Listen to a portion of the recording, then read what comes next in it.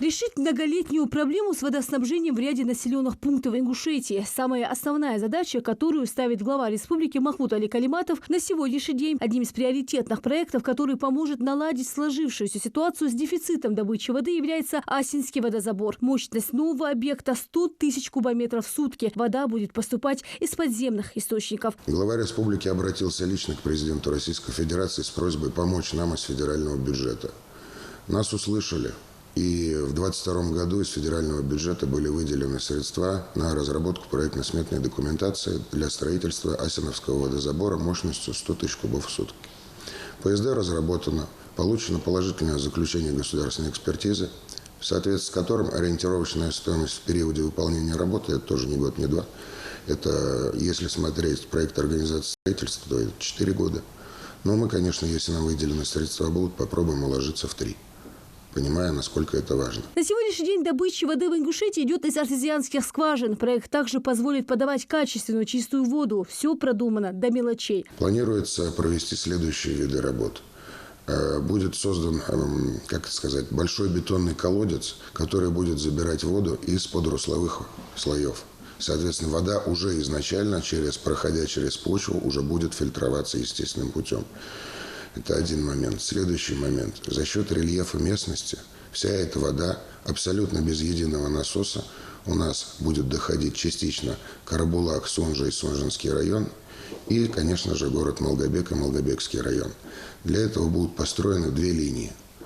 Начинаться они будут с диаметра метр и постепенно переходить на диаметр 800, 700, 600. В рамках проекта будут функционировать 2 линии подачи воды, каждая из которых по 50 километров. Одна обеспечит водоснабжением город Карабулак, Сунжу и весь Сунжский район. Вторая подаст необходимое количество городу Малгобеку и Малгобекскому району. Более того, в рамках этого объекта в каждом сельском поселении, которое проходит рядом, будут построены накопительные емкости. Соответственно, тем самым мы будем обеспечивать бесперебойное водоснабжение Алкуна, Галашки, Мужичи, Алхасты, Нестеровская. В каждом из этих населенных пунктов будет накопительная емкость. В первую очередь власти республики намерены решить проблемы с водоснабжением в населенных пунктах, где сегодня жители испытывают проблемы с отсутствием и перебоями. Основная проблематика у нас это, конечно же, Малгобекский район и 2-й микрорайон города Малгобек. Безусловно, это самая острая проблема, особенно сельские поселения Инарки, Сагапши, Псидах. 2-й микрорайон города Малгобек – это у нас постоянная проблема. Также постоянными проблемами являются Гейбек-Юрт, потому что там тоже у нас почти 18 километров ветхого водовода. И периодически возникают проблемы в сельских поселениях Плиева, Аршты. Кстати, по сельскому поселению Аршты в этом году начаты работы уже по нормализации водоснабжения.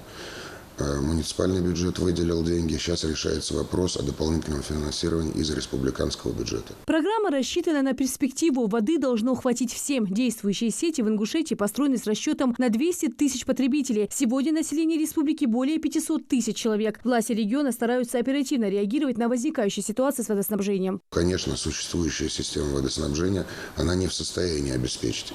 Именно поэтому мы говорим о том, что нам необходимо увеличить добычу воды с помощью Асиновского водозабора и, конечно, планомерно заниматься реконструкцией ветхих сетей, которые идут уже как не добыча, а разводящие. Проблемы быстро не решить. А проблема с водой, она же ежедневная. Соответственно, мы реагируем. Создан оперативный штаб, создан телеграм-канал, в котором мы оперативно узнаем эту информацию, оперативно на нее реагируем. Это имеется в виду где-то замена насосов, где-то подвоз воды, где-то внеплановый ремонт трубопроводов.